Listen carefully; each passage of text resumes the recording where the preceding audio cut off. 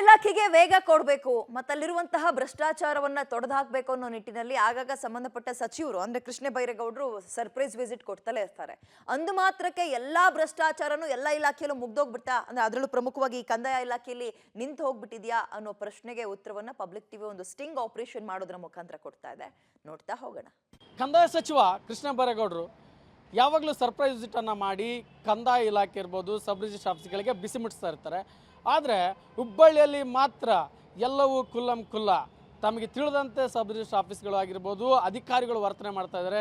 ಭ್ರಷ್ಟಾಚಾರದ ಮೂಲಕ್ಕೆ ಇವತ್ತು ಸಾಕ್ಷಿಯನ್ನು ತೋರಿಸ್ತಾ ಇದ್ದೇವೆ. ಹುಬ್ಬಳ್ಳಿಯ ವಿದ್ಯಾನಗರದ ಸಬ್ ರಿಜಿಸ್ಟರ್ ಆಫೀಸರ್ ಮುಂದೆ ಇರುವಂಥದ್ದು ಕಚೇರಿ ಒಳಗಡೆ ಹೋಗೋಣ. ಯಾವ ರೀತಿ ಕರ್ಮಕಾಂಡ ಇದೆ, ಯಾವ ರೀತಿ ಭ್ರಷ್ಟಾಚಾರ ಇದೆ ಅನ್ನೋದನ್ನು ಪಬ್ಲಿಕ್ ಟಿವಿ ಇವತ್ತು ನಿಮಗೆ ತೋರಿಸುತ್ತೆ.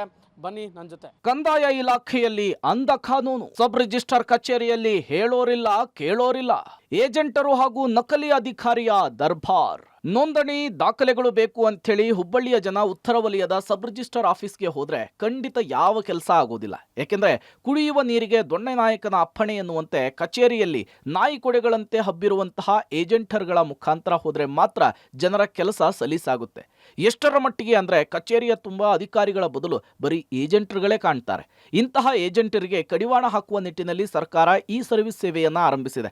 ಆದರೆ ಹುಬ್ಬಳ್ಳಿ ಉತ್ತರ ಸಬ್ ರಿಜಿಸ್ಟರ್ಗೆ ಇದ್ಯಾವುದು ಕೂಡ ಅಪ್ಲೈ ಆಗೋದಿಲ್ಲ. ಪಬ್ಲಿಕ್ ಟಿವಿಯ ರಹಸ್ಯ ಕಾರ್ಯಾಚರಣೆಯಲ್ಲಿ ಎಲ್ಲವೂ ಕೂಡ ಬಹಿರಂಗವಾಗಿದೆ.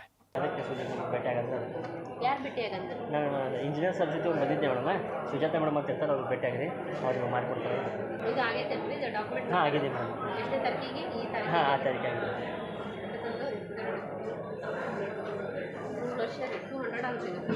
ಮೇಡಮ್. 200 ಆಗುತ್ತೆ ಮಾಡಿರಿ ನೋಡಿ ಫೋನಿಗೆ ಬಿಡಿ.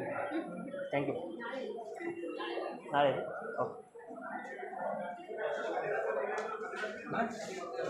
ನೋಡಿದ್ರಲ್ಲ, ಪೋಡಿ ದಾಖಲೆಯನ್ನ ಪಡೆಯಲು ಕಡ್ಡಾಯವಾಗಿ ಹಣವನ್ನು ನೀಡಬೇಕು ಅನ್ನೋದು. ಹೌದು, ಈಕೆಯ ಹೆಸರು ಸುಜಾತ. ಹಲವು ವರ್ಷಗಳಿಂದ ಇದೇ ಕಚೇರಿಯಲ್ಲಿಯೇ ಕೆಲಸ ಮಾಡ್ತಿದ್ದಾರೆ. ಆದರೆ ಸುಜಾತ ಯಾವ ಅಧಿಕಾರಿಯೂ ಅಲ್ಲ. ಅಸಲಿಗೆ ಸಬ್ ರಿಜಿಸ್ಟರ್ ಕಚೇರಿಗೂ ಈಕೆಗೂ ಸಂಬಂಧವೇ ಇಲ್ಲ. ಗುತ್ತಿಗೆ ಆಧಾರದ ಮೇಲಿನ ಸಿಬ್ಬಂದಿಯೂ ಅಲ್ಲ. ಹೀಗಿದ್ರೂ ಹಲವು ವರ್ಷಗಳಿಂದ ಇದೇ ಆಫೀಸಿನಲ್ಲಿಯೇ ಕೆಲಸ ಮಾಡ್ತಿದ್ದಾರೆ. ಈ ಬಗ್ಗೆ ಸ್ವತಃ ಸಬ್ ರಿಜಿಸ್ಟರ್ ಕೇಳಿದ್ರೆ ಏನ್ ಹೇಳ್ತಾರೆ ನೀವೇ ನೋಡಿ.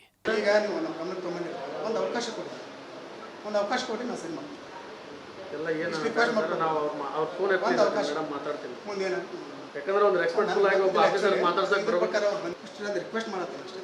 ಒಂದು ಅವಕಾಶ ಕೊಡಿ ಸರ್. ಒಂದು ಅವಕಾಶ ಅಲ್ಲ ಸರ್, ಅವ್ರಿಗೆ ಈಗ ಕೊಟ್ಟರೆ ಕೊಡಿ ಸರ್, ಕೊಡಿ ಮುಂದೆ ನಾನು ಸರ್ ಮಾತಾಡ್ತೀನಿ. ಆಯ್ತು ಸರ್, ನಿಮ್ಮ ರಿಕ್ವೆಸ್ಟ್ ಇರಲಿ. ನಾನು ಹೇಳೋದು ಒಬ್ಬ ಆಫೀಸರ್ ಏನು ನಡೀತಿದೆ ನಿಮ್ಮ ಆಫೀಸಲ್ಲಿ ಗೊತ್ತಿಲ್ಲ ಅಂತ ನೀವು ಮಾತಾಡ್ತಿದ್ದೀರ ಅಂದ್ರೆ ಅಲ್ಲ ಸರ್, ನಾನು ಇದ್ದಿದ್ದು ಹೇಳಿದ್ದು ವಾಸ್ತವತೆ ಅಂತ ಹೇಳಿ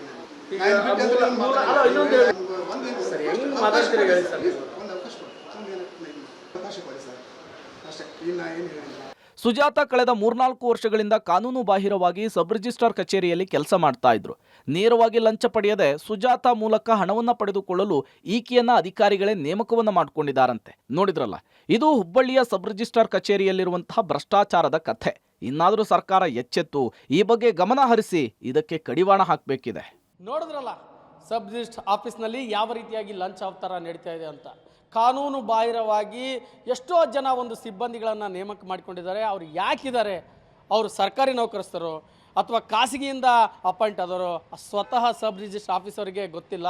ಸೊ ಇದು ಕೇವಲ ಒಂದೇ ಒಂದು ಕಾರಣ, ದುಡ್ಡು ಹೊಡೆಯೋದು, ಲಂಚ ಒಂದು ತೆಗೆದುಕೊಳ್ಳುವಂಥ ನಿಟ್ಟಿನಲ್ಲಿ ಈ ರೀತಿಯಾಗಿ ತಾವೇ ಒಂದು ವ್ಯವಸ್ಥೆಯನ್ನು ಸೃಷ್ಟಿ ಮಾಡಿಕೊಂಡಿದ್ದಾರೆ.